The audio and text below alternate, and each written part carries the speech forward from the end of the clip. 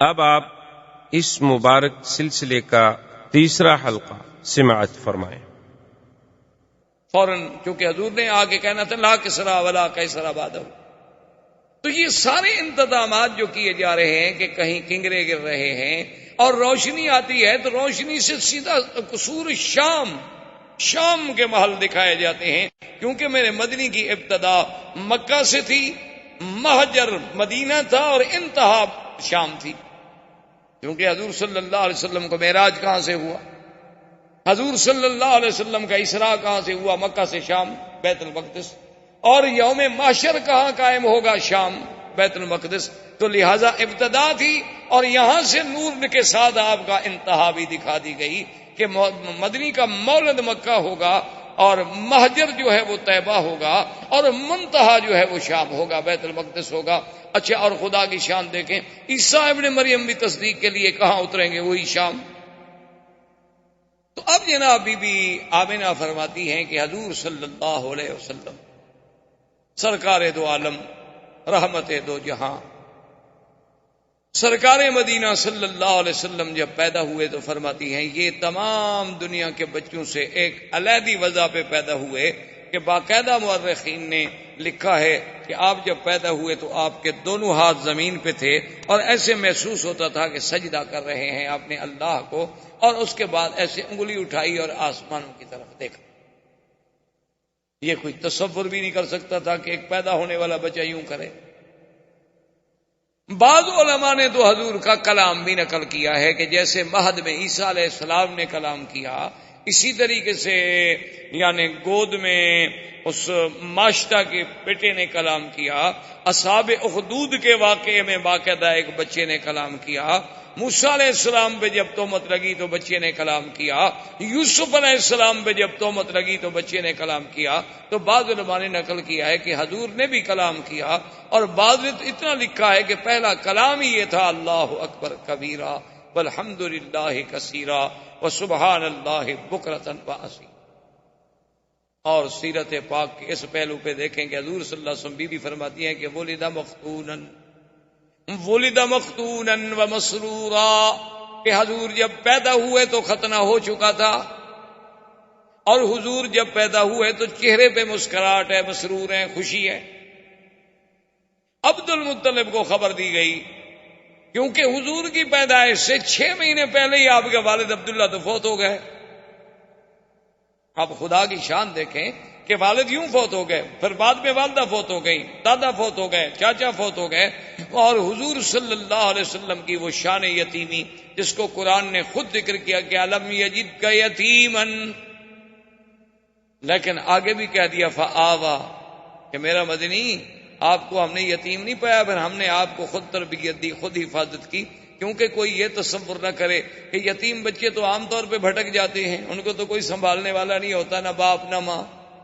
جن کے ماں باپ ہیں وہ تو کنٹرول کرتے ہیں نا بچے کو، کیا پڑھ رہا ہے، کہاں جاتا ہے، کہاں سوتا ہے، کون دوست ہیں، لیکن جو یتیم ہے اس کا کون فکر کرے؟ اللہ نے فرمایا نہ میرے مدنی کو ایسا یتیم نہ سمجھنا، اس کا تو میں خود انتظام کرنے والا ہوں، اور میں والدین کو بھی اٹھا رہا ہوں تاکہ اگر کل کو کوئی بچہ قابل ہو تو لوگ کہتے ہیں نا جی ایسے بہرحال کیوں ایسے قابل نہ ہوتا، دیکھو کس باپ کا بیٹا ہے، تو لوگ اس کی قابلیت کو باپ کی طرف نسبت کرتے ہیں، شاگرد کی لیاقت کو کہتے ہیں جی ٹھیک ہے ماشاءاللہ یہ ڈاکٹر صاحب بڑے لائق ہیں، لیکن انہوں نے کس استاد سے پڑھا ہے، استاد بھی تو دیکھو نا۔ اللہ نے فرمایا میرا مدنی نہ میں آپ کا باپ رکھوں گا، نہ دادا، نہ استاذ، نہ مدرسہ، تاکہ تیرے کمالات کی نسبت صرف تیرے رب کے ساتھ ہو اور کسی کے ساتھ، اور کسی سے نسبت کی ہی نہ جا سکے، کوئی یہ نہ کہے کہ جی باپ کی تربیت نے ان کو بنا دیا۔ اس لیے حضور فرماتے تھے کہ ادبنی ربی فاحسن تادیبی، کہ مجھے ادب جو سکھایا میرے رب نے سکھایا، میری تربیت میرے رب نے کی ہے، تو وہ کیسا ادب تھا کہ آپ حیران ہوں گے کہ پیدا ہونے کے بعد بھی جنہوں نے بائیں پستان سے کبھی دودھ پینا گوارا نہیں کیا، کہ میں نبی ہوں، میرا کام دائیں سے پینا ہے، دائیں ہاتھ سے پینا ہے، دائیں چیز کو پسند کرنا ہے، میں یہ سار کو کیوں پسند کروں؟ اندازہ کریں سرکار دو عالم صلی اللہ علیہ وسلم کی تربیت کا۔ اچھا، عبد المطلب کو اطلاع ملی کہ آپ کے گھر میں بیٹا ہوا، عبد المطلب اس وقت کعبۃ اللہ میں بیٹھے تھے. جب ان کو اطلاع ملی کہ آپ کے گھر میں عبداللہ کے گھر میں بیٹا پیدا ہوا ہے اور ولد مختونا و مسرورا، اور یہ پہلا خوش نصیب بیٹا ہے کہ جو مختون ہے، ختنہ بھی ہو چکا ہے، اور جو سرہ ہے وہ بھی خود بخود کٹی ہوئی ہے، اس کو بھی کاٹنے کی ضرورت نہیں پڑی. حیران ہو کے ان کا اچھا. تو جلدی جلدی دوڑے آئے اور اپنے بٹے کو اٹھایا، اور پتہ ہے، اور بی بی کہتی ہے اللہ اکبر. اب حالانکہ دیکھیں کہ اس وقت نہ توحید ہے نہ دین ہے، لیکن بی بی آمنہ کہتی ہے کہ حضور کے پیدا ہونے کے بعد جو پہلا لفظ میں نے کہا نا حضور کے لیے، جو پہلا کلمہ میرے منہ سے نکلا، اور وہ کیوں نکلا، وہ فرماتی ہیں کہ میں ابھی حضور میرے پیٹ مبارک میں تھے کہ میں یہ سن چکی تھی آواز کہ جب بچہ پیدا ہو یوں کہنا ہے اعیذک باللہ الواحد من کل حاسد، کہ میں تمہیں اس اللہ واحد کی پناہ میں دیتی ہوں ہر حسد کرنے والے سے. یعنی پہلا کلمہ جو ہے وہ بھی اللہ سے پناہ پکڑے، اور حضور صلی اللہ علیہ وسلم کو اللہ کی حفاظت میں دے رہی. عبد المطلب نے جو اٹھایا حضور صلی اللہ علیہ وسلم کو اپنے ہاتھوں پہ، تو فوراً کعبۃ اللہ کے اندر لے گئے. عبد المطلب لے کے آئے اور سب سے پہلے کعبے کے اندر لے گئے، اور کعبے کے اندر جا کے اللہ تبارک و تعالیٰ سے دعا کی کہ مولا میرا بیٹا عبداللہ تو فوت ہو گیا ہے، لیکن اتنے جو تو نے شان والا بچہ مجھے عطا فرمایا ہے تو اس کی حفاظت فرما، اس سے دنیا کے ہر شر سے، دنیا کے ہر حسد سے، دنیا کے ہر عناد سے محفوظ فرما، اور اس کو عظمتیں عطا فرما. کعبۃ اللہ کے اندر دعا کر کے واپس آئے، اور آ کے بی بی آمنہ سے کہا کہ خیال رکھنا، اس کا چہرہ مجھے بتا رہا ہے کہ ان ابنی ھذا لشان، اس میرے بیٹے میں کوئی بات ضرور ہونی ہے، یہ ہے کوئی شان والا بچہ. اور اسمیہ محمدہ، میں آپ کا نام محمد تجویز کرتا ہوں. اور سرزمین عرب میں یہ رواج تھا کہ جب بچہ پیدا ہوتا تھا تو وہ خود دودھ نہیں پلاتی تھی مائیں، دودھ پلانے کے لیے انہیں دیہاتوں میں بھیجا جاتا تھا، دور بھیجا جاتا تھا شہروں سے،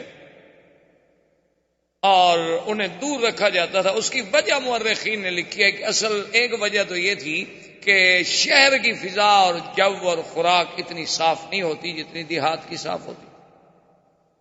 دیہات کی فضا بھی قدرتی بات ہے صاف ہوتی ہے، اور ہوا بھی اور غذا بھی. اب بھی دیکھ لیں آپ، شہر میں آپ کو وہ نعمت میسر نہیں آ سکتی، جب آپ اپنے علاقوں میں، اپنے وطن میں، دیہات میں جاتے ہوں گے تو عجیب سی بات ہوتی. یعنی آپ، مجھے ایک دفعہ میں سفر کر رہا تھا تو ہمارا علاقے کے ساتھ ہی، جسے آپ کہتے ہیں نا سہارا، یا آپ کے ہندوستان میں بھی راجستھان کا جیسے علاقہ ہے، وہ بھی اسی طرح ہمارے ساتھ بھی پاکستان میں راجستھان کے سہارا کا علاقہ ہے، اور وہ ہمارے ڈسٹرکٹ سے قریب ہے. تو وہاں کچھ دوستوں نے، انہوں نے کہا کہ حضرت آپ آتے ہیں اور جلسہ، سفر، تقریر، درس، صبح درس، مغرب کو درس، عشاء کو درس، رات کو جلسہ، پھر سفر، تو کم از کم آپ ایک دن 2 دن دیں تاکہ ہم آپ کو یہاں کو ہرن ورن کا شکار کھلائیں، یہ کریں وہ. خیر میں نے کہا 2 دن والی بات تو ہو نہیں سکتی، ایسا کریں گے چلو کبھی آپ کے ساتھ شکار کیا ہم نے کھیلنے ہیں، تو رات کو آ جائیں گے. تو وہاں جب میں گیا تو میں کہنے کا مقصد یہ تھا کہ مجھے اتنی جناب گلے میں تکلیف، نزلہ، زکام، تھکان، اتنی بدن ٹوٹ رہا ہے. اب وہاں جا کے یاد آیا کہ بھئی وہ اتفاق سے وہ دوائیوں کا بیگ بھی میں نے ساتھ نہیں رکھا، کیا کھاؤں کیا نہ کروں. اب صحرا ہے، روئی کا علاقہ ہے، ٹیلوں پہ بیٹھے ہوئے، نہ گھر ہے نہ کچھ ہے. تو ان سے میں نے کہا کہ بھئی کیا؟ انہوں نے کہا جی ابھی آپ کا علاج کرتے ہیں. وہ جناب گھی لے آئے خالص، اور اس کے انہوں نے کہا کہ جی یہ 2-3 فنجان بھر کے پی جائے. انہوں نے کہا میں نے زندگی میں 1 تولہ گھی نہیں پیا. پیدا ہونے کے بعد پتہ نہیں ماں شاہ نے کھلا دیا ہو مکھن وکھن، تو وہ تو یاد نہیں، اس کے بعد تو مجھے یاد نہیں آتا. انہوں نے کہا حضرت آپ پیے. انہوں نے کہا اللہ کے بندے گھی پینے سے میرا نظر ٹھیک ہو جائے، میں تو اور مر جاؤں گا. انہوں نے کہا جی آپ پیئے تو صحیح. خیر بہرحال زبردستی مجھے انہوں نے پلا دیا. آپ یقین فرمائیں کہ میں نے زندگی میں اتنا اچھا گھی اور اتنا اچھا اس کا ذائقہ، خوشبو، اور جناب انہوں نے کہا جی اب آپ تو جائیں، کہاں تھکان گئی، کہاں ہمارا نزلہ گیا، کہاں گلے کی خشکی، کہاں وہ خراش، وہ ٹھیک ٹھاک. انہوں نے کہا جی ہمارے ہاں تو یہی علاج ہوتا ہے. میں کہا یار یہ عجیب علاج ہے. تو مقصد کہنے کا یہ تھا کہ وہ جب اتنی صاف ہوتی ہے، خوراک اتنی صاف ہوتی ہے، وہ گھی اتنی اصلی ہوتے ہیں کہ اس میں ملاوٹ کا تصور نہیں ہوتا، تو عرب اپنے بچوں کو باہر.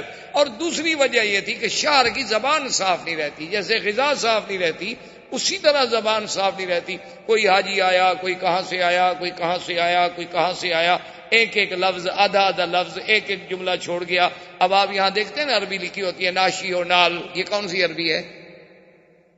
نیشنل کا ترجمہ جو نہیں کر پائے بیچارے، کہ اب نیشنل کا کیا ترجمہ کرنے کا، جو اسی کو ناشی و نال بنا دو. تویوتا، ووتو، جو مرضی ہے اپنا بنا لے. کہاں سے؟ اچھا اب جناب وہ جو بناتے ہیں نا جی، وہ صبح انڈے کو ایسے مار مار کے چھوٹے، اس کا نام ہے شکشوکا. کہاں سے آ گیا جی شکشوکا؟ کو عربی کا لفظ ہے دنیا میں شکشوکا. پیزا کون سی عربی ہے جی پیزا؟ یہ تو اٹالین پراٹھے کا نام ہے پیزا. یہاں کون سی عربی میں آ گیا پیزا؟ یہ اس لیے کہ زبان بگڑتی ہے. جب باہر کو لوگ آتے ہیں تو اپنی کچھ برائیاں تو ہمیں دے جاتے ہیں، اچھائیاں مکے والوں کی لے جاتے ہیں اور برائیاں وہ یہاں چھوڑ جاتے ہیں. تو اس لیے بھی لوگ جو تھے وہ شہروں سے اپنا گھبراتے تھے کہ بھئی بچے کی تربیت باہر کرو کہ اس کی زبان بڑی فصیح. تو اس لیے اب جناب بی بی صاحب ابھی اسی تمنا میں تھی. بنو سعد کے قبیلے کی مرضعات آئیں، مکے میں آ کے بچوں کو تلاش کیا، سب اپنا اپنا بچہ لیتی گئیں. اور جب سنے کہ محمد عربی عبداللہ کے گھر میں پیدا ہوئے، باپ فوت ہو گیا ہے، بھئی یتیم ہے نا. اچھا یہ مطلب نہیں تھا کہ ان کو صرف پیسوں کا خیال ہوتا تھا، وہ دودھ کی کوئی اجرت طے نہیں کرتی تھی، ان کے نزدیک دودھ بیچنا حرام تھا. اچھا یہ ہمارے دیہاتوں میں بھی رواج رہا ہے، ہمارے قبائل میں، کہ دودھ بیچنے کو بڑا حرام سمجھا جاتا ہے. کہ دودھ ہے ٹھیک ہے، اللہ کی نعمت، اس کو کیا بیچنا ہے. اب تو خیر لوگ دودھ والی بیچ دیتے ہیں، دودھ کیا ہوا، اب تو قومیں اتنی ترقی کر گئی. اچھا خیر جناب وہ یہ ہوا کہ وہ یہ سوچتے تھے کہ بعد میں اکرامیہ جو ہے وہ تو ہمیں ملنا ہے نا، طے نہیں کرتے کہ ہمیں دودھ پلانے کے اتنا پیسے دو. لیکن صاف بات ہے کہ بڑا گھر ہوگا تو اکرام، لباس، کپڑے، یہ وہ ملے گا. اور ایک یتیم بچے کے گھر سے بھی ہمیں کیا ملے گا؟ ماں غریب ہے، باپ مر گیا ہے، دادے کی کفالت میں ہے. اور اس زمانے میں عبد المطلب کا گھرانہ سب سے زیادہ غریب تھا. غربت کی وجہ کیا تھی کہ جو کچھ ہوتا تھا وہ تو حاجیوں پہ لٹا دیتے تھے. جو کچھ ہوتا تھا وہ حاجیوں پہ لٹایا جاتا تھا کہ ان کو پانی پلاؤ، شربت پلاؤ، ان کو جناب کھانا کھلاؤ، ان کے رہنے کا انتظام کرو. اب اتنے حاجیوں کا انتظام کرنا ہے ایک سردار کو، تو اس کے گھر میں بچ کیا جاتا ہے. تو بہرحال جب وہ مایوس ہو گئیں تو بیٹھے بیٹھے حلیمہ نے، جو حضور صلی اللہ علیہ وسلم کی مرضعہ ہیں، دایا ہیں، اپنے شوہر سے کہا، ان کے شوہر کا نام حارث، اپنے شوہر سے کہا کہ مجھے کوئی بچہ نہیں ملا، اور میں یہ بھی نہیں چاہتی کہ سب لوگ تو بچے لے جائیں اور میں بغیر بچے کے جاؤں. تو اب ایسا کیوں نہ کریں کہ ہم اس یتیم بچے کو لے لیں. اس نے کہا کہ ٹھیک اچھی بات ہے، جب اور کوئی نہیں ملا تو چلو خالی رہنے سے تو بہتر ہے کہ کوئی بچہ تو ہم لے جائیں. بی بی حلیمہ آئی، آگے دیکھا تو عبد المطلب بیٹھے ہیں. انہوں نے پوچھا کون ہو؟ نے کہا میں مرضعہ ہوں، میں سنا ہے کہ بچہ ہے، یتیم ہے اور وہ میں لینا چاہتی ہوں. انہوں نے کہا دیکھ لو کہ وہ یتیم ہے، ان کے والد فوت ہو گئے، اور تمہیں پتا ہے کہ ہم سرداری کی وجہ سے اور خدمت حجاج کی وجہ سے اتنے تنگ دست ہیں، شاید تمہاری خدمت نہ کر سکیں، لیکن ایک بات میں تمہیں بتاؤں، ایسا بچہ تمہیں کبھی نہیں ملے گا. اور اس کے بعد انہوں نے پوچھا ما اسمک، تیرا نام کیا ہے؟ تو بی بی کہتی ہے میں نے کہا حلیمہ.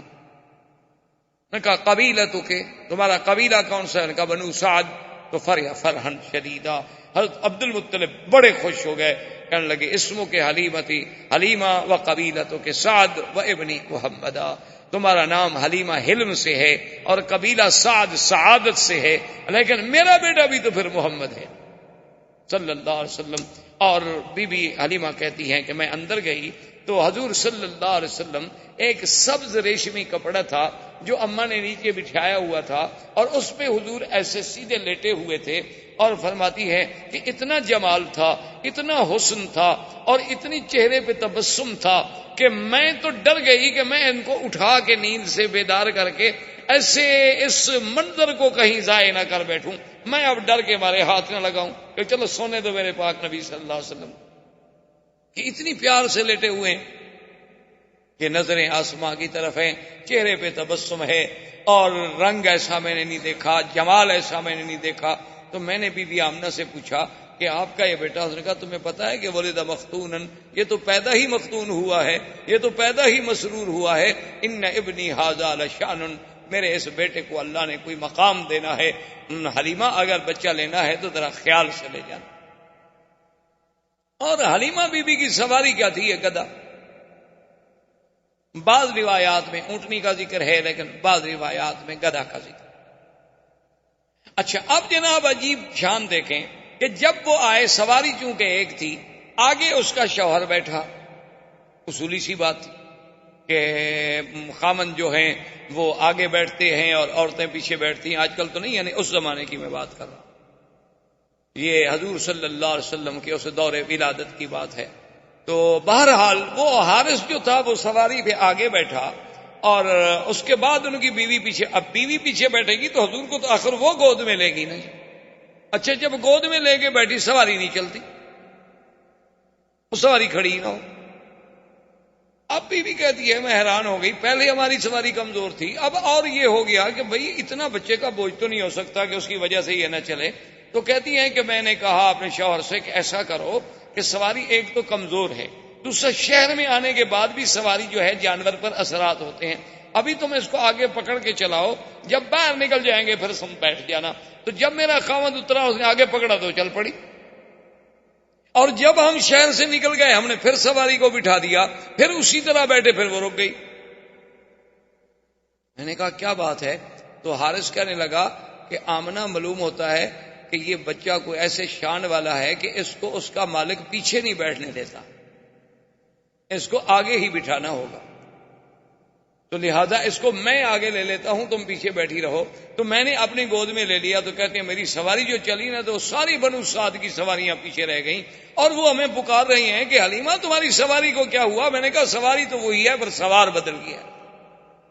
سواری تو میری وہی ہے جو آتے ہوئے چل نہیں سکتی تھی، آتے ہوئے کھڑی نہیں ہو سکتی تھی۔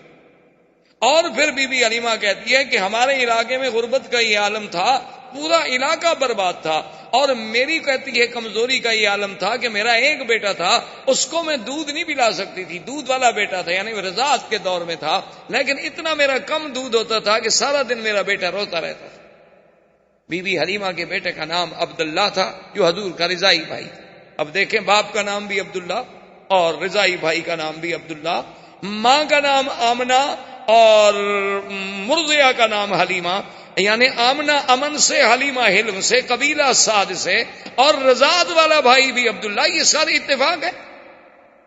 یہ تو معلوم ہوتا ہے کہ اس خالق کائنات نے نظام بنایا کہ جس جس چیز پہ آپ نظر ڈالیں، یعنی عجیب حیرت ہوگی۔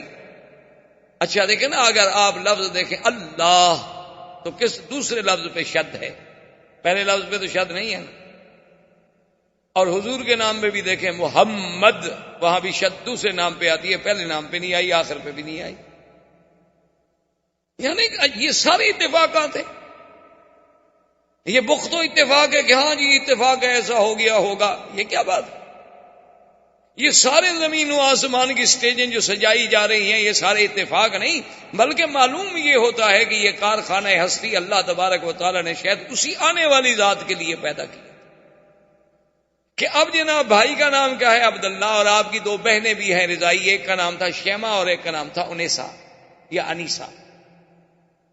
تو بی بی حلیمہ کہتی ہے کہ میرا اتنا دودھ بھی نہیں ہوتا تھا کہ میرا بچہ پی لے، وہ بیچارہ روتا رہتا تھا، نیند نہیں آتی تھی بھوک کے مارے، کہ اور تو کوئی رضا کوئی نہیں تھی۔ لیکن کہتی ہے جب میں حضور کو لے کے آئی تو کہتی ہے پہلا دن تھا کہ میرے سینے کے دونوں حصے جو ہے دودھ سے بھر گئے، اور حضور پاک نے بھی پیٹ بھر کے دودھ پیا اور میرے بیٹے نے بھی پیٹ بھر کے دودھ پیا، اور دونوں آرام کرتے رہے کہ اللہ نے میرے بدن میں بھی انقلاب، میرے گھر میں بھی انقلاب، اور میری بکریاں شام کو چرنے گئی، واپس آئیں تو ان کے نت بھرے ہوئے ہیں دودھ سے۔ ایک ہماری بالکل مریل قسم کی اونٹنی تھی جو اٹھ کے نہیں کھڑی ہو سکتی تھی، تو میرا شوہر دوڑا ہوا آیا، اس نے کہا حلیمہ دیکھا وہ اونٹنی کھڑی ہے اور دودھ اترا ہوا ہے، برتن لاؤ میں دودھ لے کے آؤں، چونکہ اونٹنی کا دودھ عرب کو بڑا محبوب تھا۔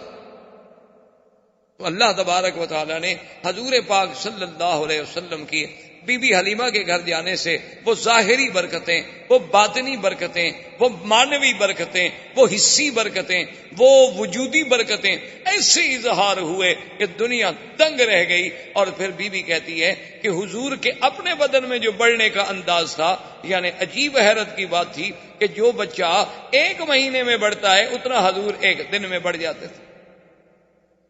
یعنی بی بی صاحبہ فرماتی ہیں جب حضور کی عمر 2 سال کی ہوئی ہے تو آپ 6 سال کے نظر آتے تھے، اور حضور صلی اللہ علیہ وسلم نے 4 مہینے کی عمر میں بولنا شروع فرما دیا، اور اتنے فصیح لفظ کہ اب دیکھیں نا، حضرت ابو بکر صدیق خود قریشی ہے، خود اہل مکہ ہیں۔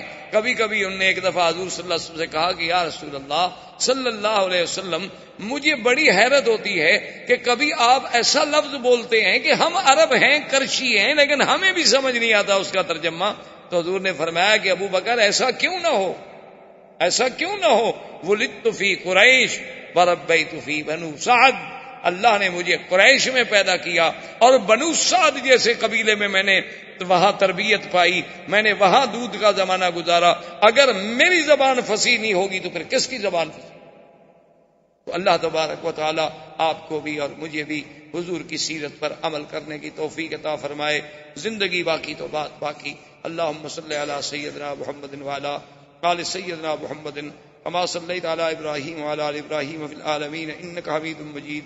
برادران اسلام، جیسا کہ الحمدللہ آپ کو علم ہے کہ چند دنوں سے ہم سیرت رسول پاک صلی اللہ علیہ وسلم کے ضمن میں کچھ باتیں کہہ رہے ہیں اور سن رہے ہیں۔ سب سے پہلے درس اول میں جزیرہ عرب کے حالات پہ بحث کی گئی کہ حضور صلی اللہ علیہ وسلم سے قبل جزیرہ عرب کا کیا حال ہے۔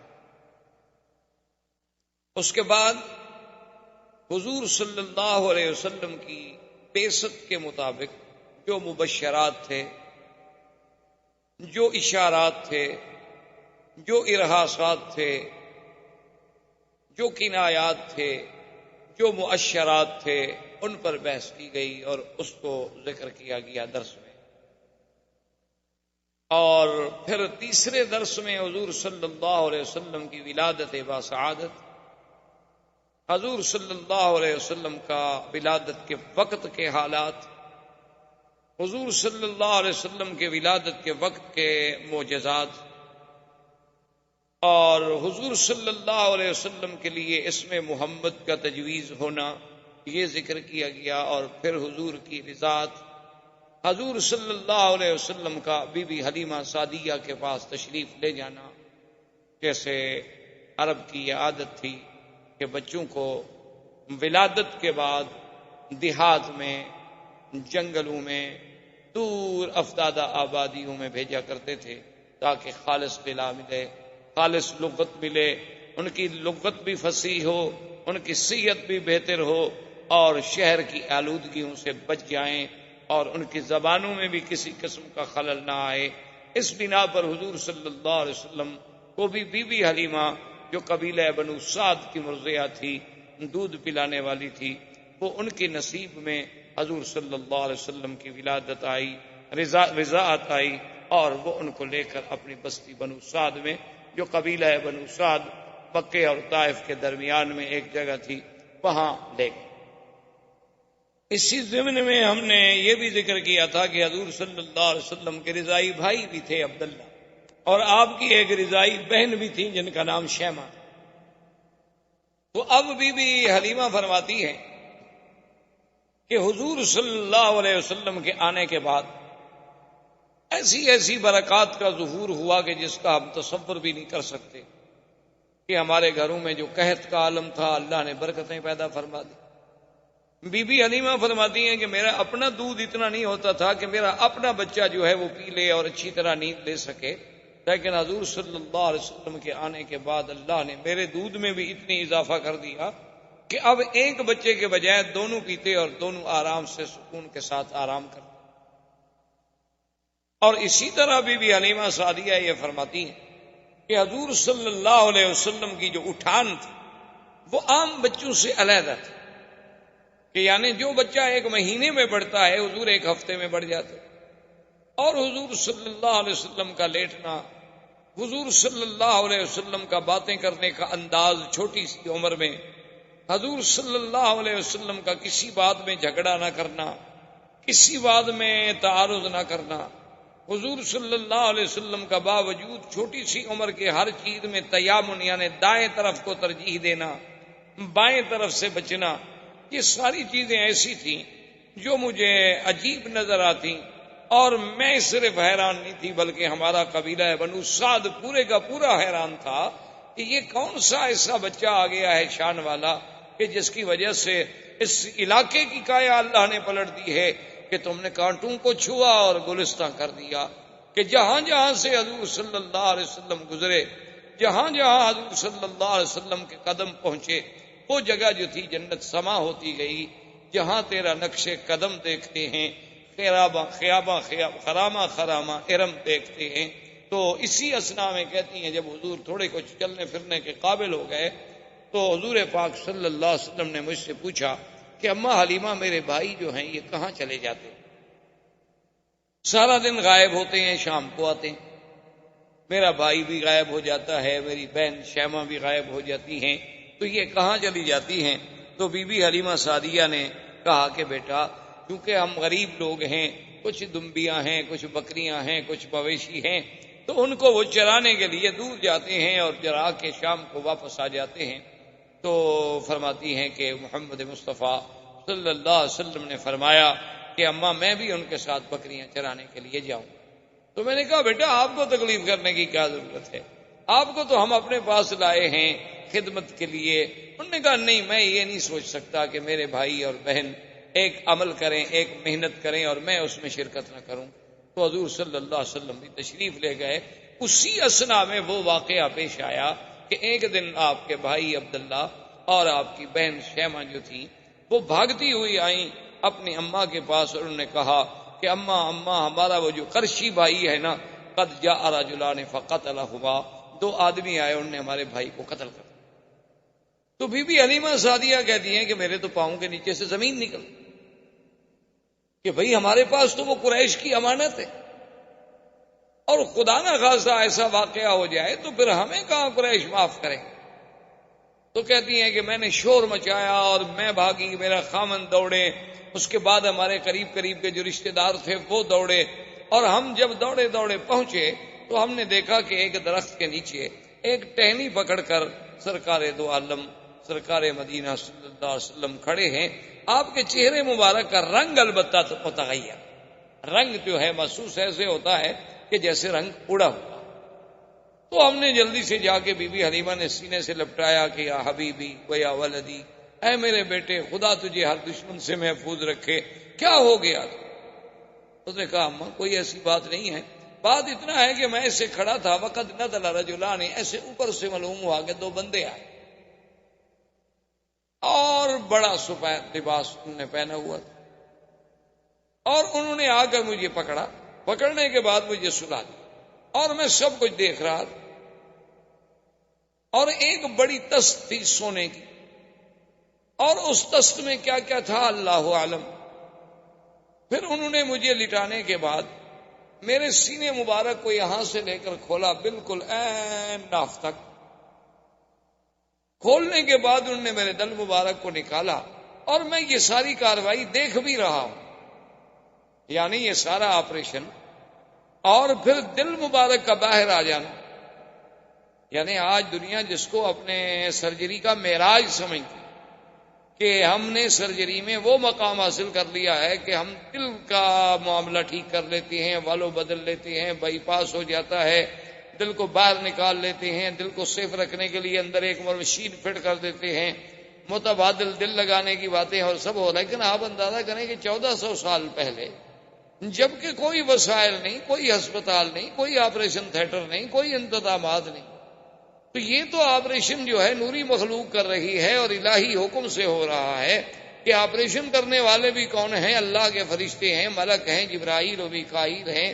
اور جس ذات کا آپریشن کیا جا رہا ہے وہ کون ہے؟ محمد رسول اللہ صلی اللہ علیہ وسلم. تو کہتے ہیں کہ حضور صلی اللہ علیہ وسلم، اور کمال یہ ہے کہ آپ کی کوئی بے ہوشی نہیں، آپ کو کسی دوائی سے کسی چیز سے اتنا زیر اثر نہیں کیا گیا کہ آپ بے ہوش ہو جائیں، کہ اتنا بڑا سینے کا چیر دینا، اتنا بڑا کھول دینا، پھر دل مبارک کا نکالنا، نکال کے باہر دھونا۔ اور سب سے بڑی بات یہ ہے کہ حدیث مبارک میں یہ بھی آتا ہے کہ اس دل میں کوئی چھوٹا سا ایک ٹکڑا تھا، وہ بھی نکال کے انہوں نے باہر پھینک دیا، اور یہ بھی کہا کہ ھذا حظ شیطان، وہ حصہ چھوٹا سا نکال کے باہر ڈال دیا گیا، اور پھر سینہ مبارک میں دل مبارک رکھا گیا اور پھر اس کو سیا گیا۔ تو بی بی حلیمہ یہ باتیں سن رہی ہیں، اور ان کے لیے تو یہ سمجھ سے بالا تر بات ہے نا کہ کسی بچے کو اس طرح، اور ایسا دنیا میں کون سا آپریشن ہے کہ جو لمحوں میں ہو جائے اور لمحوں میں ٹھیک ہو جائے، لیکن کہتے ہیں کہ آثار جو تھے سلائی کے، نشان جو تھے وہ باقی تھے۔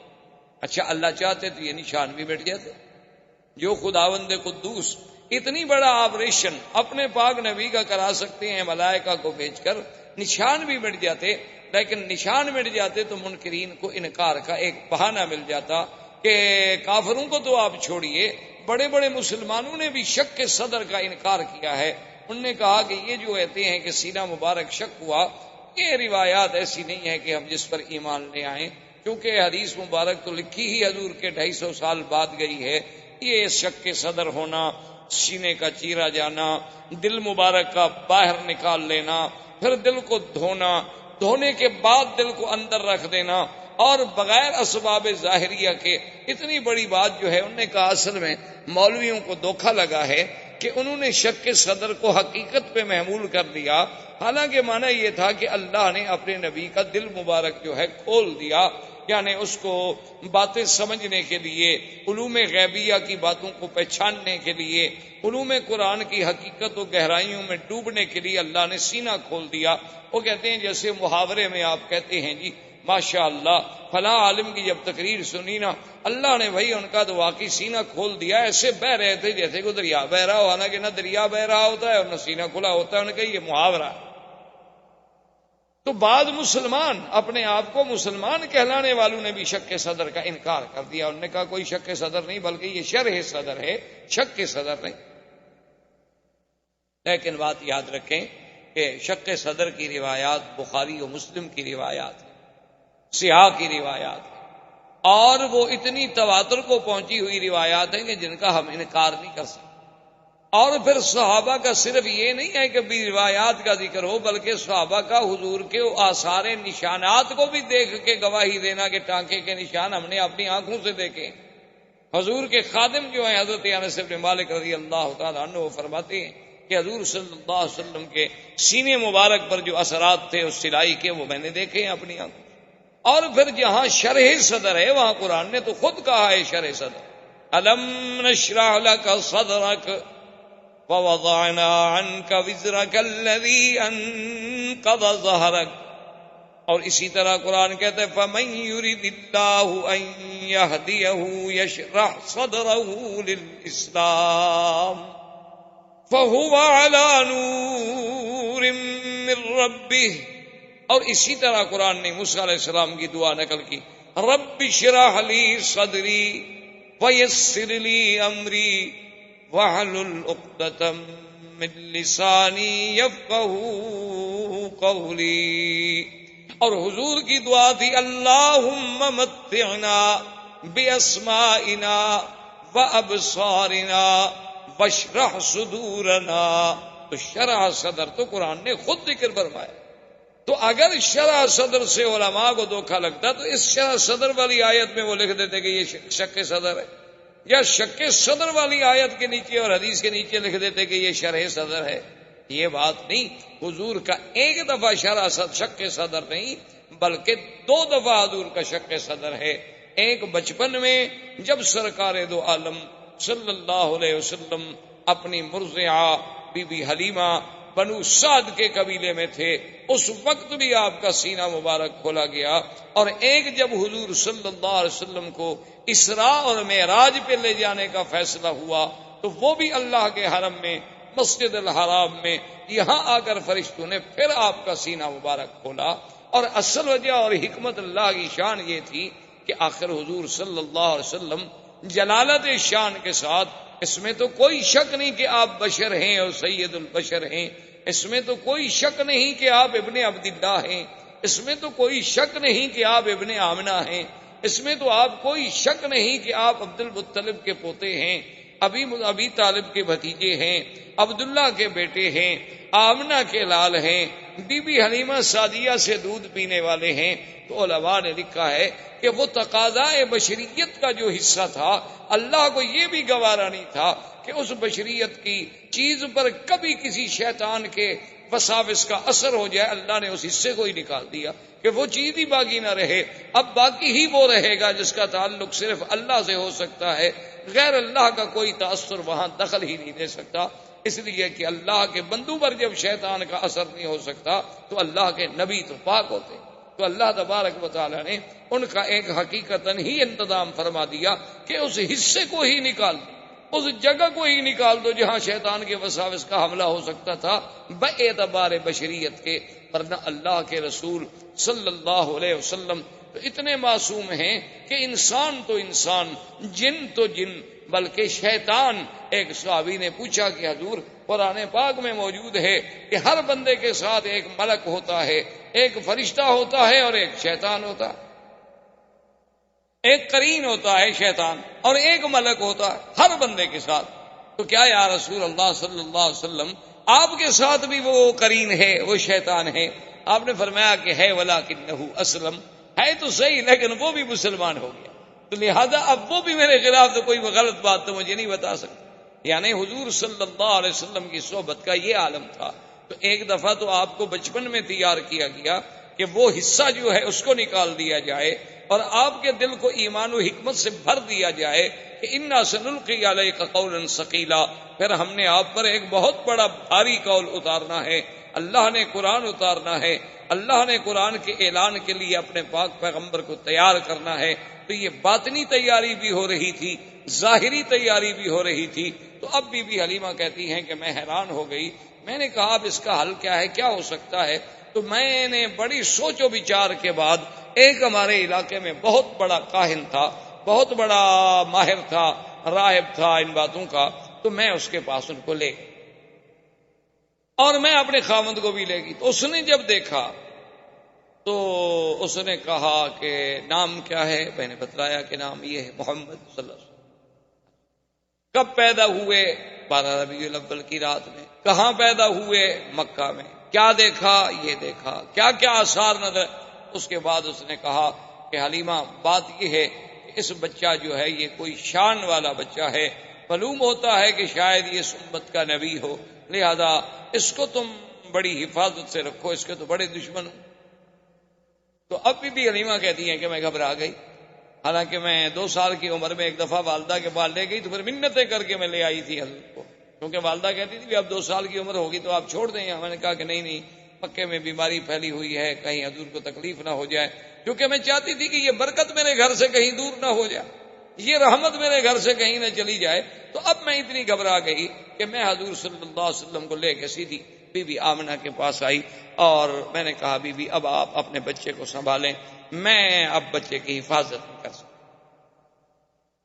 تو بی بی آمنہ نے فرمایا کہ حلیمہ کیا بات ہے، تم تو منتیں کر کے لے گئی، تو ابھی تو چند ماہ بھی نہیں گزرے تم پھر خود آ گئی ہو دینے کے لیے، کیا تمہیں خطرہ ہے؟ اس نے کہا کہ اب بی بی میں آپ کو کیا بتاؤں، کچھ حالات ایسے دیکھے گئے ہیں، کچھ باتیں ایسی ایسی حضور کے ساتھ ہوئی ہیں، اور آپ کا سونا اٹھنا بیٹھنا، پھر کہنا کہ 2 آدمیوں نے میرا سینہ مبارک کھولا ہے، یہ ایسی باتیں ہیں کہ میں ڈر گئی ہوں کہ کہیں میں اس امانت کو سنبھال نہ سکوں۔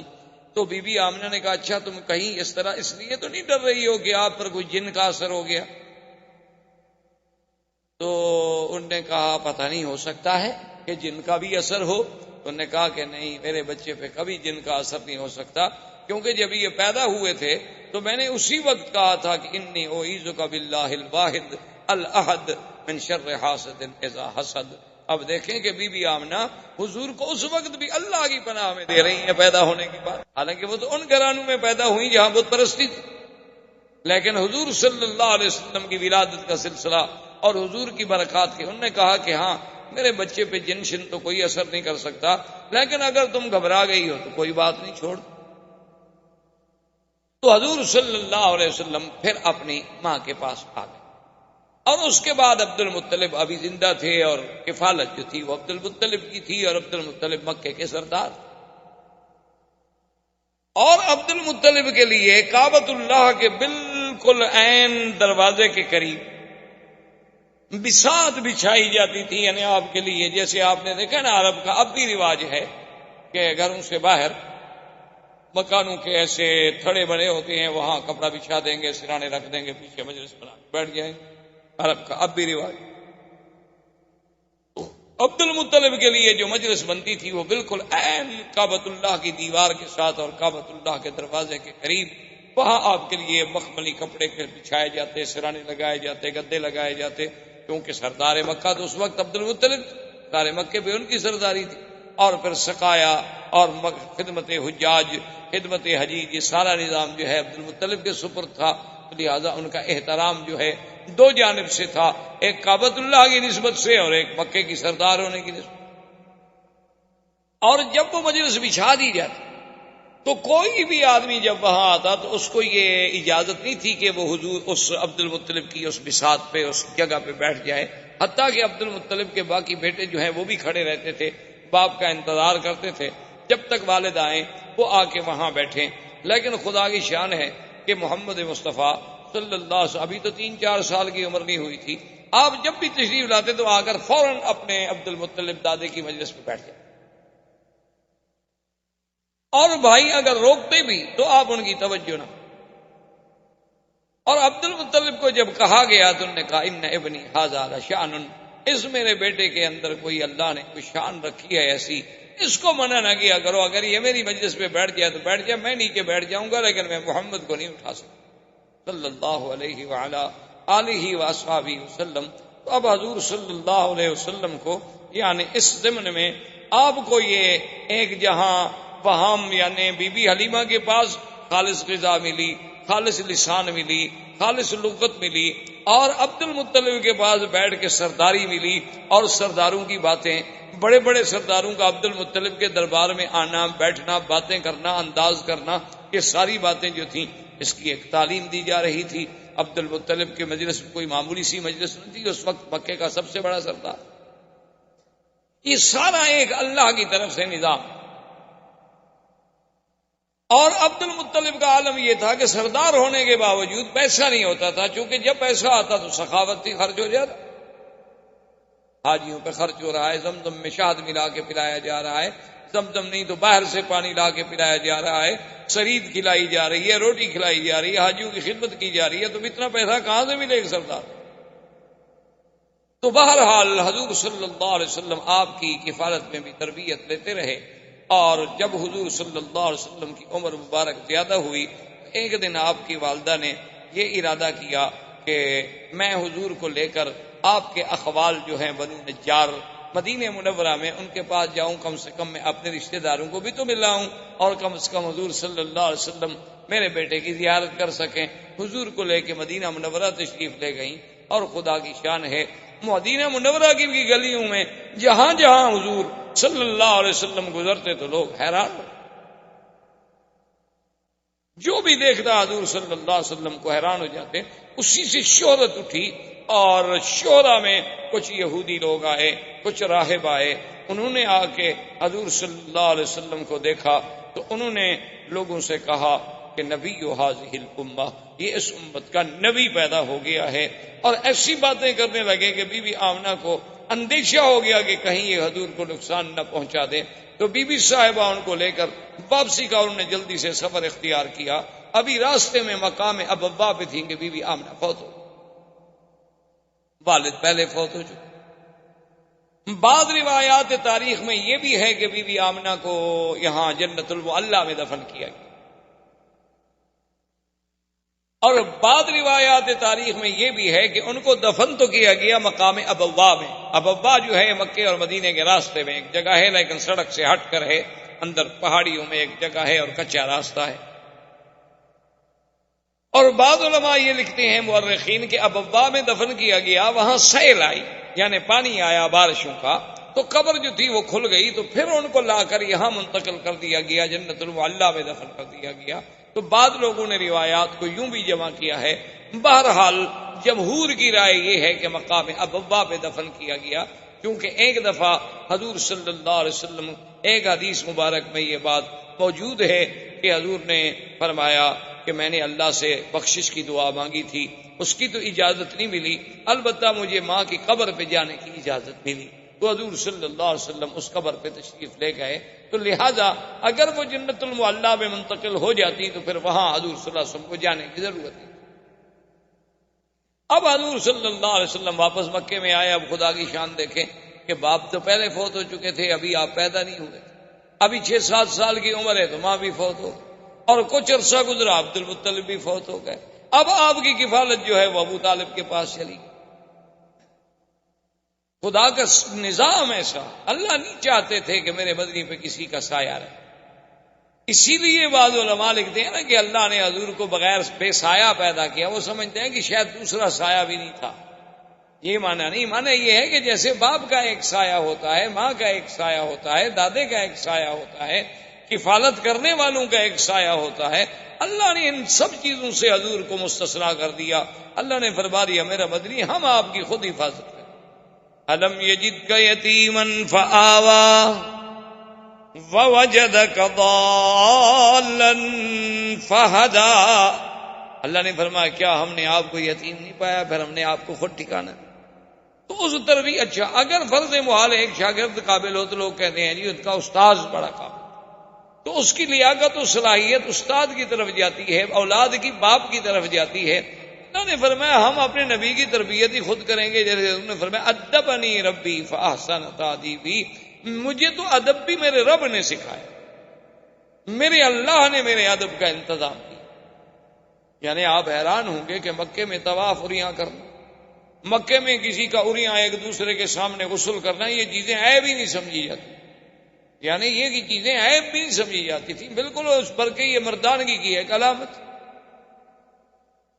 تو ایک دفعہ حضور صلی اللہ علیہ وسلم ایک چاچے کی امداد کے لیے، بعض روایات میں ہے کہ زمزم کی کھدائی میں، اور ایک روایت میں ہے کہ کعبۃ اللہ کی تعمیر جب قریش کر رہے تھے تو حضور پتھر اٹھا رہے تھے، تو آپ کے چچا نے کہا کہ یا محمد صلی اللہ علیہ وسلم آپ کندھوں پہ پتھر رکھتے ہیں، آپ کو تکلیف ہوتی ہوگی، تو آپ چادر مبارک نکال لیں اور کندھے پہ رکھ دیں تاکہ آپ کو پتھر اٹھانے میں تکلیف نہ ہو۔ تو ابھی حضور پاک نے چادر مبارک کھولی، فوراً آپ بے ہوش ہو گئے، حضور صلی اللہ علیہ وسلم پہ بے ہوشی طاری ہو گئی، اور اس کے بعد جب ہوش آیا تو آواز آئی کہ آپ اپنے آپ کو کبھی بغیر کپڑوں کا نہیں رکھ سکتے۔ تو اللہ پاک نے انتظام کر دیا کہ ساری دنیا اوریاں ہو سکتی ہے لیکن میرا مدنی محمد مصطفیٰ اوریاں نہیں ہو سکتا، یہ اوریانی تو شرف کے خلاف چیز ہے، اس کے لیے اللہ کے نبی کی شان تو ایسی نہیں، اور دنیا چاہے کچھ۔ اچھا بعض لوگوں نے یہ بھی لکھا ہے کہ مکے والوں نے دراصل یہ ایک اپنی کبائی کے لیے بھی ایک ذریعہ بنایا تھا کہ انہوں نے ایک اعلان کر دیا تھا کہ اللہ کے گھر کا کوئی آدمی طواف اپنے کپڑوں میں نہیں کر سکتا، یا تو وہ ہمس سے کپڑے لے، اپنے آپ کو کہتے تھے ہمس کہ ہم جو ہے مجاورین کعبہ ہیں، تو یا تو ہم سے کپڑے لیں اور وہ کپڑے پہن کے طواف کریں، بس صورت دیگر اپنے کپڑوں میں طواف نہیں کر سکتے، پھر بغیر کپڑوں کے طواف کریں۔ تو جو لوگ آتے تو وہ ان سے پیسے، ان سے کپڑے لیتے، تو صاف بات ہے کہ پھر نظر نیاز چڑھاوا تو دینا ہے مجاوروں کو، تو اس کے بعد ان کے پیسے بن جاتے، چاندی بن جاتی، اور جن غریبوں کے پاس پیسے نہ ہوتے وہ کعبۃ اللہ کا اریاں طواف کرتے، چاہے مرد ہوتے چاہے عورتیں ہوتی۔ اور یہ اریاں طواف اس وقت تک ہوتا رہا، حضور کا نبوت مل گئی، اعلان نبوت ہو گیا، حضور کی مکی زندگی، حضور صلی اللہ علیہ وسلم مدینہ منورہ میں تشریف لے گئے 9 ہجری تک، یعنی 9 ہجری تک اللہ تبارک و تعالیٰ کے گھر کا طواف جو ہے وہ بغیر لباس کے اریاں ہوتا رہا۔ تو 9 ہجری میں حضور صلی اللہ علیہ وسلم نے سیدنا علی ابن ابی طالب رضی اللہ تعالیٰ عنہ کو بھیجا، انہوں نے آ کے اعلان کیا کہ اللہ یطوف بالبیت عریان، خبردار آج کے بعد کوئی اللہ کے گھر کا طواف جو ہے اریاں نہیں کر سکتا، اور خبردار کہ آج کے بعد کوئی مشرک اللہ کے کعبے میں داخل نہیں ہو سکتا۔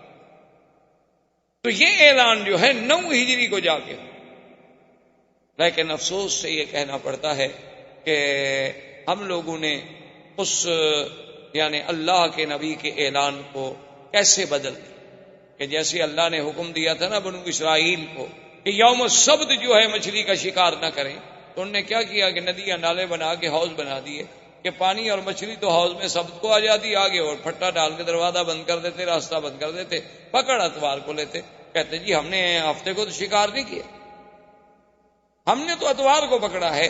تو آج کل کے مسلمانوں نے بھی نعوذ باللہ ثم نعوذ باللہ اللہ کے نبی کے اس حکم کو ایسا بدلا کہ لباس تو پہن لیا لیکن وہ عریانی سے بھی زیادہ برا ہے۔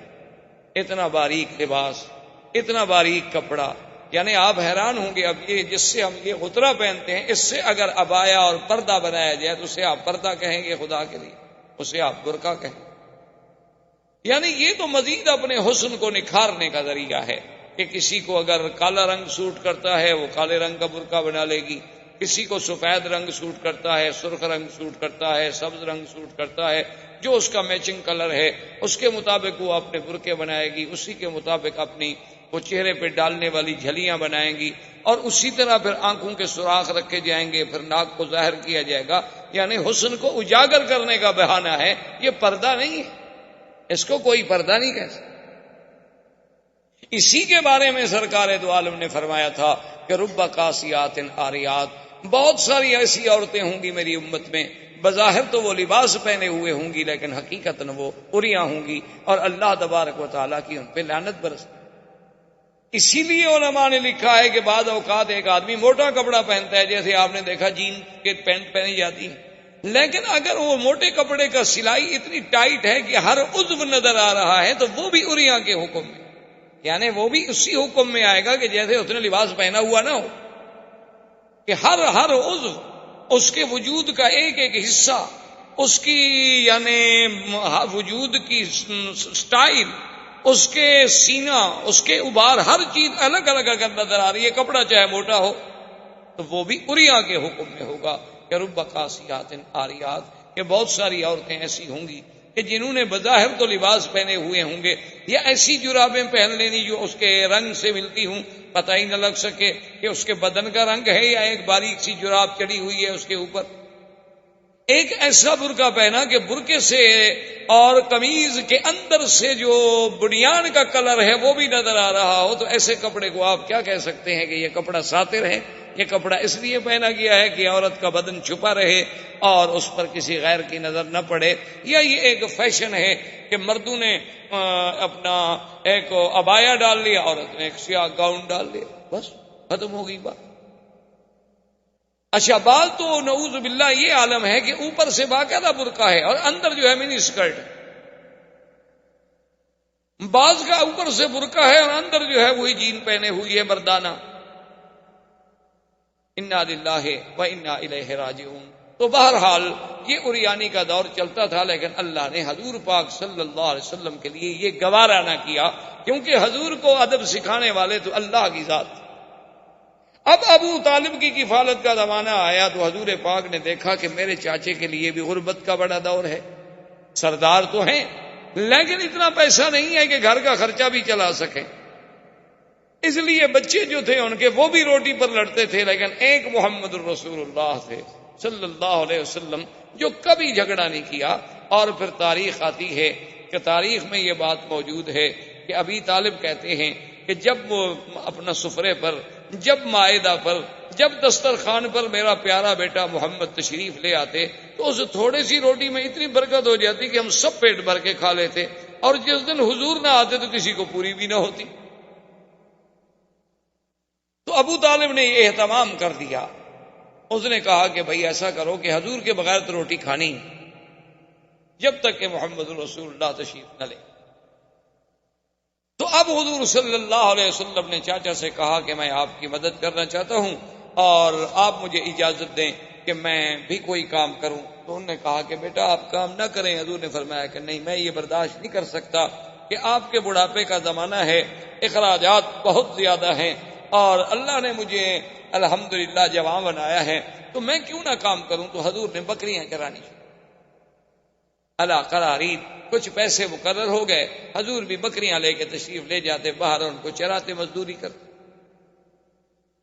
دراصل یہ بکریاں چرانا جو ہے یہ بھی اللہ کی طرف سے تربیت کا ایک حصہ تھا، اور ہر نبی نے بکریاں چرائی، یعنی یہ صفت صرف ہمارے آقا کی نہیں تھی، بلکہ اللہ کے جتنے انبیاء گزرے ہیں سب نے بکریاں چرائی۔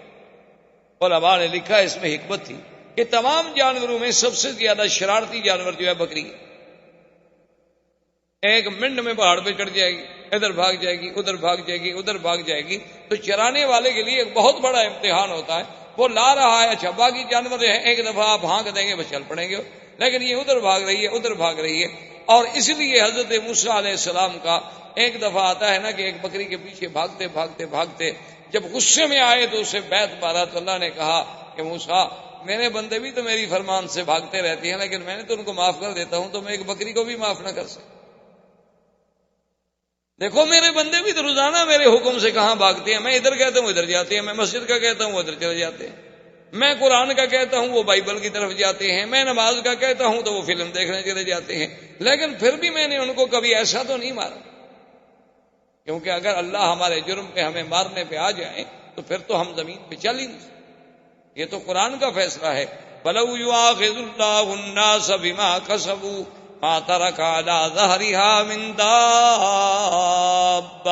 اللہ نے فرمایا کہ اگر ہم بندوں کو ان کے گناہوں پہ پکڑ لیں تو پھر اس زمین پہ کوئی چیز آپ کو چلتی ہوئی نظر نہ آئے۔ یہ تو اللہ کا کرم ہے کہ ہمارے لاکھوں گناہ معاف ہوتے ہیں، کسی ایک آدھے پہ تھوڑی بہت تنبیہ ہو جاتی ہے کہ ہماری اصلاح ہو۔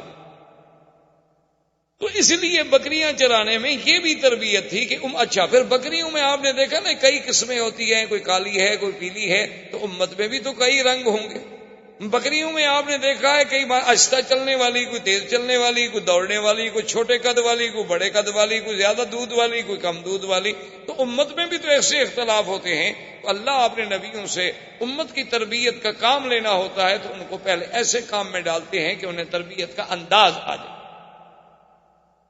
تو ایک دن حضور پاک صلی اللہ علیہ وسلم نے چونکہ کبھی گانا نہیں سنا، حضور صلی اللہ علیہ وسلم نے کبھی موسیقی نہیں سنی، حضور صلی اللہ علیہ وسلم نے کبھی جھوٹے قصے نہیں سنے، تو کبھی شادیوں پہ نہیں گئے۔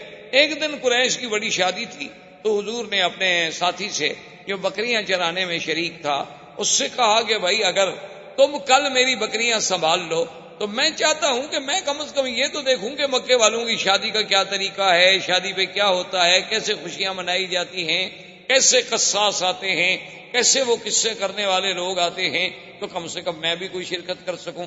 اس نے کہا ٹھیک ہے کل آپ کی بکریاں میں چرا لوں گا، کیونکہ رات کو تو جاگنا ہوتا ہے نا، رات جاگیں گے تو صبح تو سو جائیں گے، لازمی بات ہے۔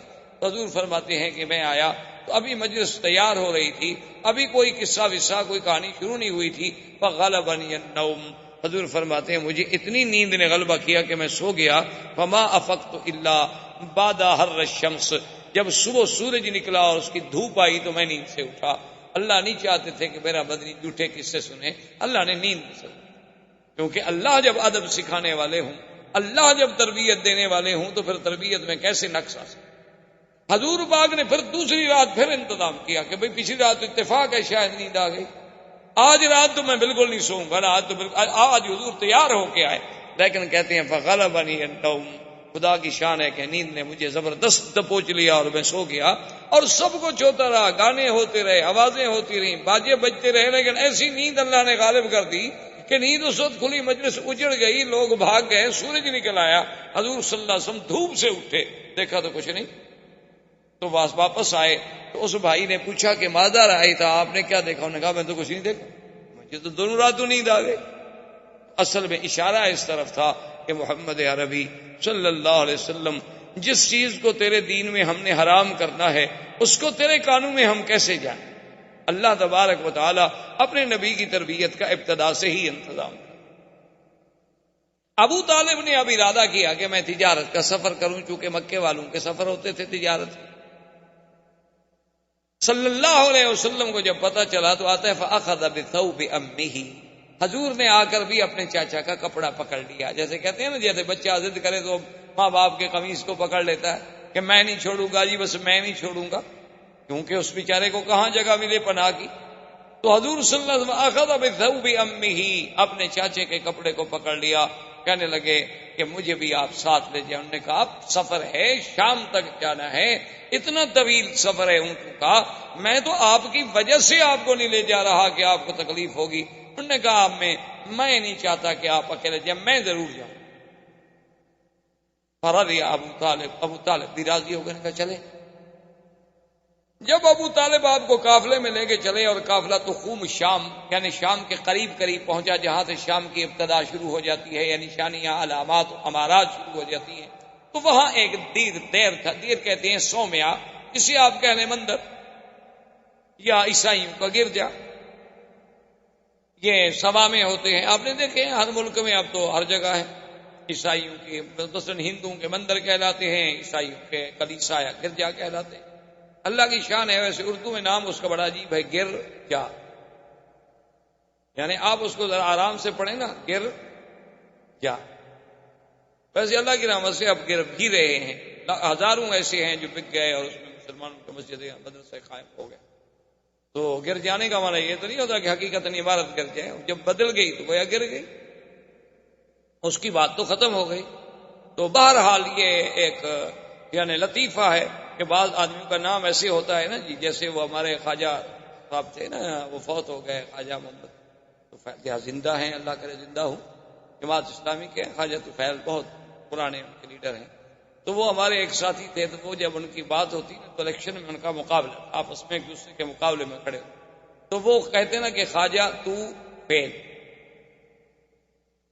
یعنی طفیل جلدی سے کہیں تو پھر تو طفیل بنے گا، اگر ایسا کہیں تو فیل، تمہارے تو نام میں فیل ہے، تم نے کیا جیتنا ہے، تو فیل۔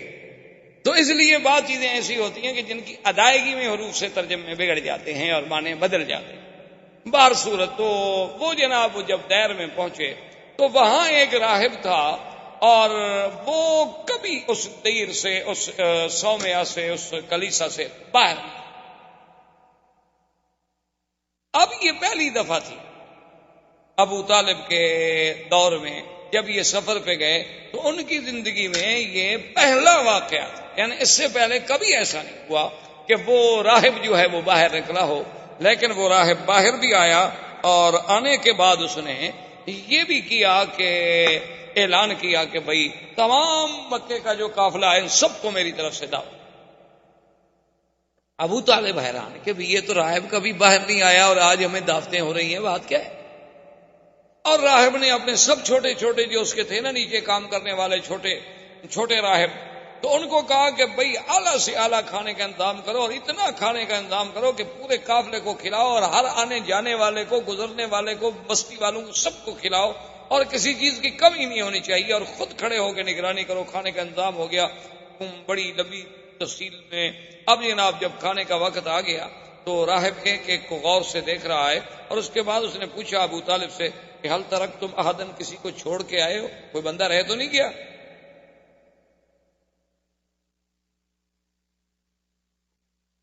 تو ابو طالب نے کہا کہ ایک بچہ رہ گیا، ہم چھوڑ آئے کہ ذرا سامان کے ساتھ رہے گا، نگرانی کرے گا۔ اس نے کہا عجیب بات، بھائی میں نے سب کو دعوت دی تھی، بچے کو چھوڑ آنے کا کیا مطلب؟ تو ابو طالب نے کہا کہ کوئی ایسی بات نہیں، وہ ہمارا اپنا بچہ ہے، ہم اس کے لیے کھانا لے جائیں گے۔ اس نے کہا ابو طالب کیا بات کر رہے ہو، جس کے لیے میں نے دعوت دی ہے اسی کو تو تم چھوڑ آئے، تم لوگ تو ہمیشہ یہاں سے گزرتے رہتے ہو، پہلے بھی میں نے کبھی تمہیں دعوت دی ہے۔ اب جب حضور صلی اللہ علیہ وسلم کو بلایا گیا تو اب وہ غور سے دیکھ رہا ہے کہ یہ کیسا بچہ ہے کہ جو آتا ہے تو بادل اوپر چل رہا ہے، آپ پر دھوپ نہیں پڑتی۔ جب آپ قریب آ گئے، بیٹھ گئے، ابو طالب سے پوچھا کہ من ھذا، یہ کون ہے؟ انہوں نے کہا میرا بیٹا ہے۔ تو اس نے کہا کہ نہیں، تم جھوٹ بول، یہ تمہارا بیٹا نہیں۔ اس نے کہا میرا بیٹا ہے۔ اس نے کہا واللہ غضب تھا، اس نے کہا میں قسم کھاتا ہوں جھوٹ بول رہے، تمہارا بیٹا نہیں ہے، اس کا باپ اس وقت زندہ نہیں ہو سکتا۔ اس نے کہا بات یہ ہے کہ انہو ابن اخی، میرے بھائی کا جو بیٹا ہے تو وہ میرا ہی بیٹا ہوا۔ اس نے کہا نہیں، میں سیدھی بات کروں کہ اس کا باپ مر گیا؟ اس نے کہا ہاں اس کا باپ مر گیا۔ اس نے کہا ہاں پھر ٹھیک۔ اب اس نے حضور صلی اللہ علیہ وسلم سے کہا کہ آپ کا اسم گرامی، آپ نے فرمایا میرا نام محمد ہے. فرمایا اقسمک باللات والعزیٰ، میں تمہیں لات و عزیٰ کی قسم دیتا ہوں. حالانکہ وہ نصرانی تھے، وہ نہیں لات عزیٰ کو مانتے، لیکن مکے والے چونکہ مانتے تھے نا لات و عزیٰ کو، اس لیے قاعدہ ہوتا ہے نا کہ جو آدمی جس کو مانتا ہو آدمی کہتا ہے یار چلو تمہیں اس کی قسم. تو اس نے کہا اقسمک باللات والعزیٰ، میں تمہیں لات و عزیٰ کی قسم دیتا ہوں کہ جو میں تم سے پوچھوں سچ بتاؤ. حضور نے فرمایا لا تقسمنی باللات والعزیٰ، خبردار مجھے پھر نہ کہنا لات و عزیٰ کی قسم. انی ابغضہم اشد البغض، ساری دنیا میں مجھے سب سے زیادہ بغض اگر ہے تو ان بتوں سے. اب ابو طالب بھی حیران ہے اور راہب بھی حیران ہے کہ اتنے جوش سے، اور ابھی تو حضور صلی اللہ علیہ وسلم کی ابتدائی عمر مبارک. تو اس نے کہا کہ اچھا محمد صلی اللہ علیہ وسلم ناراض، انی اقسمک باللہ، میں تمہیں اللہ کی قسم. آپ نے فرمایا فسا، اگر تم اللہ کی قسم دیتے تو پوچھو کیا پوچھو. اس نے کہا مجھے یہ بتاؤ تم نے کبھی خواب دیکھے ہیں؟ حضور نے فرمایا دیکھے. ان خوابوں میں تم نے کیا کیا دیکھا؟ حضور صلی اللہ علیہ وسلم نے کچھ باتیں بتلا دی. اس نے کہا حضور صلی اللہ علیہ وسلم سے کہ تم نے اپنے دوران رضاعت کے جو کچھ عرصہ مکمل کیا اس کے بعد بھی کوئی واقعہ پیش آیا؟ تو آپ نے فرمایا ہاں ایسے آیا تھا کہ میرا سینہ مبارک کھولا گیا. یعنی وہ واقعہ حضور صلی اللہ علیہ وسلم. تو اس نے کہا کہ یا محمد ہے تو بڑی گستاخی، لیکن میں مجبور، اگر تم مجھے اجازت دو تو میں تمہاری پشت دیکھ سکتا ہوں. تو آپ نے فرمایا کوئی بات نہیں، جب تم نے مجھ سے اللہ کے نام پر کہا ہے تو دیکھو.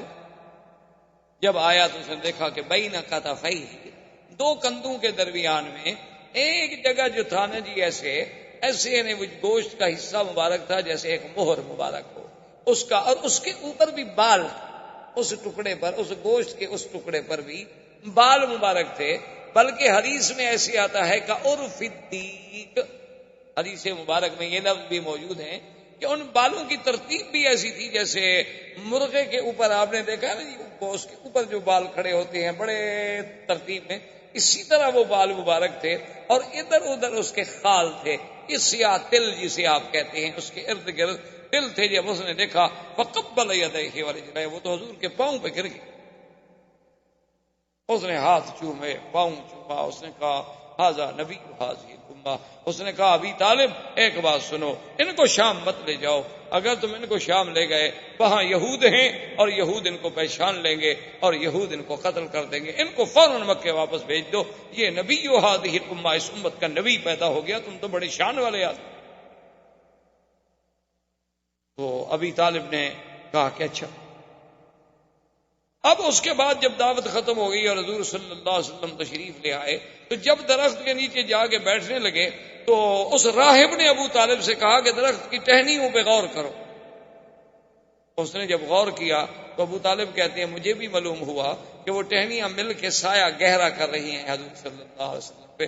جو علیحدہ علیحدہ کھڑی تھی وہ جلدی جلدی جڑ گئیں، مل گئیں تاکہ حضور صلی اللہ علیہ وسلم پر سایہ مبارک جو ہے وہ ٹھیک ہو جائے.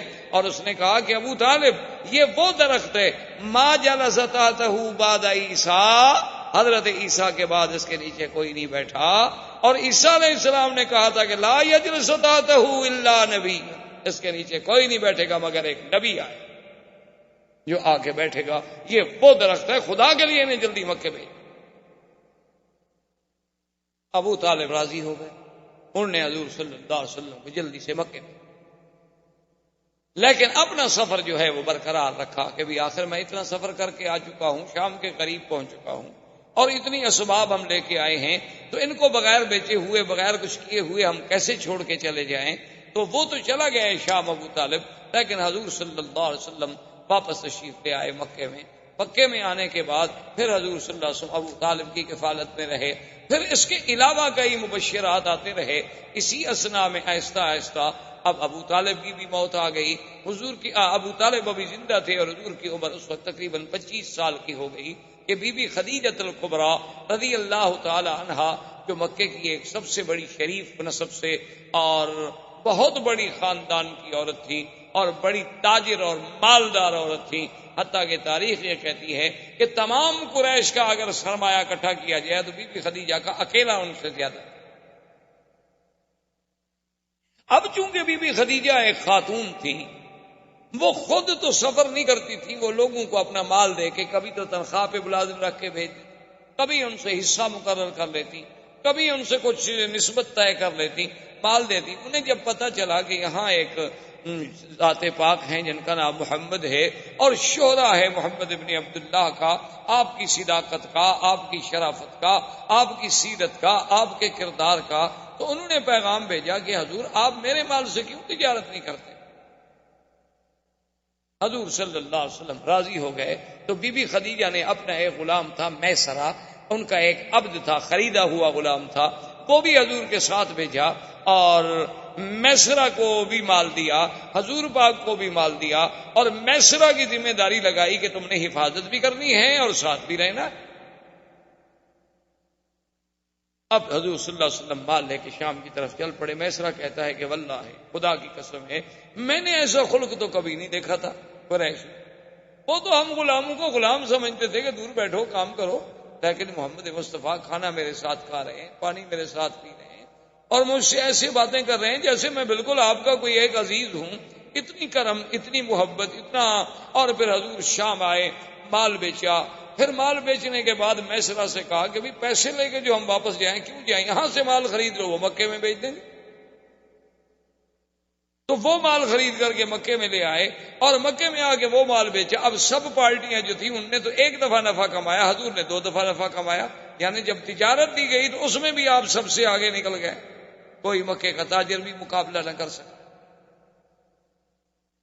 بی بی خدیجہ کو جب پتہ چلا کہ ایک آدمی نے کبھی تجارت نہیں کی اور وہ اتنی جلدی کیسے اس مقام پہ پہنچ گیا کہ سب تجارت کے تجربہ کار جو تھے وہ پیچھے رہ گئے، اس نے میسرہ کو بلایا، اس نے کہا میسرہ یہ کیسے؟ اس نے کہا بی بی کیا پوچھتی ہیں، یہ تو کوئی شان والا آدمی ہے، راستے میں ہم گئے تو راہب نے یہ کہا، میں نے تو ان کو کبھی نہیں دیکھا کہ دھوپ میں جائیں اور اوپر بادل سایہ نہ کرے، میں نے تو کبھی نہیں دیکھا کہ اگر 20 آدمی بیٹھے ہیں، حضور ایسی جگہ بیٹھے ہیں جہاں درخت کا سایہ نہیں، سایہ اسی طرف چلا جاتا ہے جس طرف یہ بیٹھے ہوں، میں نے تو یہ دیکھا اور میں نے یہ دیکھا اور میں نے یہ دیکھا۔ بی بی خدیجہ تو حیران ہو۔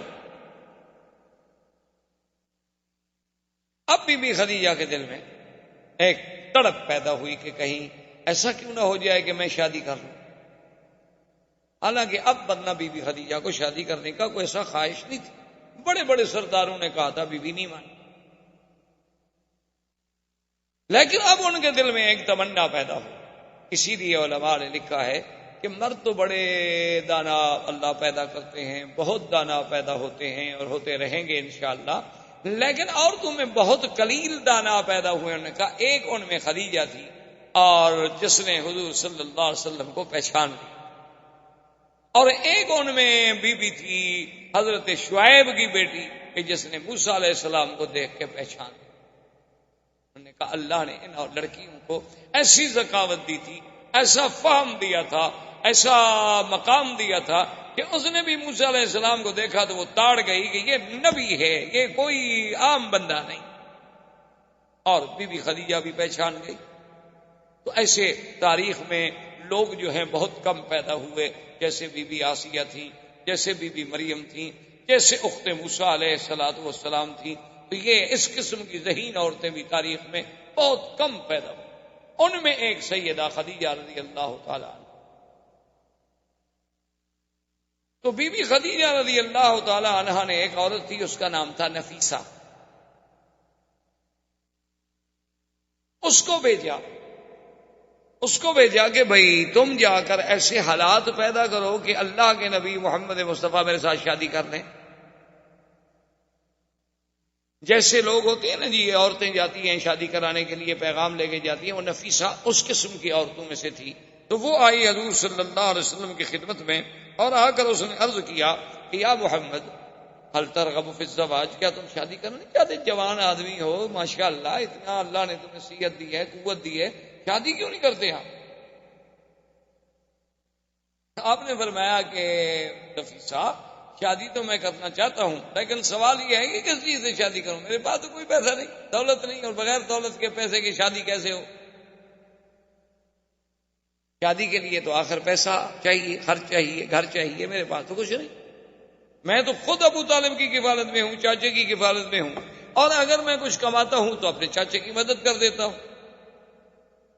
اس نے کہا کہ حل ترغب فی المال والجمال والنسب، انہوں نے کہا کہ محمد مصطفیٰ صلی اللہ علیہ وسلم، کیا آپ چاہتے ہیں کہ میں ایک ایسی عورت جس میں جمال بھی ہو، مال بھی ہو اور نسب بھی، تینوں چیزیں جمع؟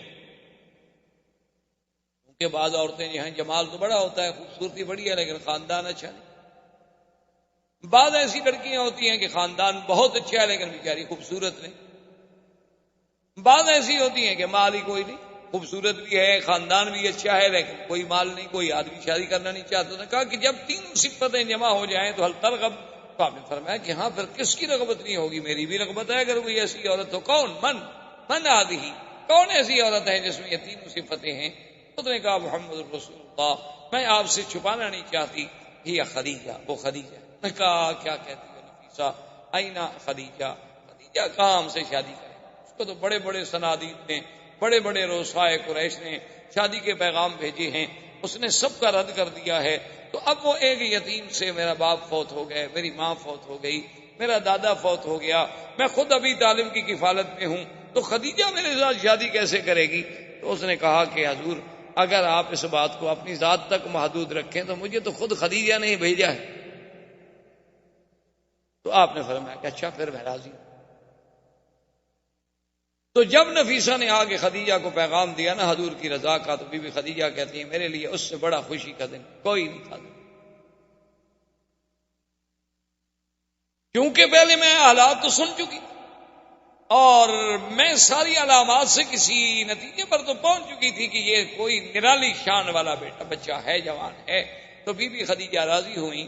حضور صلی اللہ علیہ وسلم ابو طالب اپنے چچا اور سیدنا حمزہ رضی اللہ تعالی عنہ کو لے کر تشریف لے آئے بی بی خدیجہ کے پاس۔ تو بی بی خدیجہ نے ورقہ ابن نوفل، عمرو ابن اسد ابن عزہ جو اس کے قریبی رشتہ دار تھے ان کو بلایا، تو حضور صلی اللہ علیہ وسلم کا نکاح ہوا اور خطبہ پڑھا ابی طالب۔ خطبہ نکاح جو ہے وہ ابو طالب نے پڑھا، اور اس کے بعد جو دوسرا خطبہ ہے پھر وہ ورقہ ابن نوفل نے پڑھا تعریف کے لیے، یعنی خطبہ نکاح تو پڑھ لیا ابو طالب نے، گواہ موجود تھے، لیکن ورقہ ابن نوفل نے پھر تعریف محمد رسول اللہ صلی اللہ علیہ وعلا آلہ واصحابہ وسلم تسلیما کثیرا کثیرا کی شان میں خطبہ پڑھا کہ یہ بچہ جو ہے، یہ نوجوان جو ہے، اس کی کوئی نرالی شان ہے، اس میں ہم نے یہ وصف دیکھی، یہ وصف دیکھی۔ اور اس نے کہا خدیجہ میری رائے میں، میری تحقیق میں اس وقت دنیا کی سب سے زیادہ خوش قسمت اگر کوئی خاتون ہے تو تم ہو، کہ آج تمہاری قسمت میں محمد رسول اللہ ہے صلی اللہ علیہ وسلم۔ اس وقت حضور کی عمر مبارک 25 سال تھی اور بی بی خدیجہ کی عمر 40، اور آپ سے پہلے وہ 2 شوہروں سے شادی کر چکے۔ اللہ کی شان ہے کہ حضور صلی اللہ علیہ وسلم کو جو اللہ نے اولاد دی ہے تقریباً ما سوا ایک بچے کے سب جو ہیں وہ بی بی خدیجہ سے۔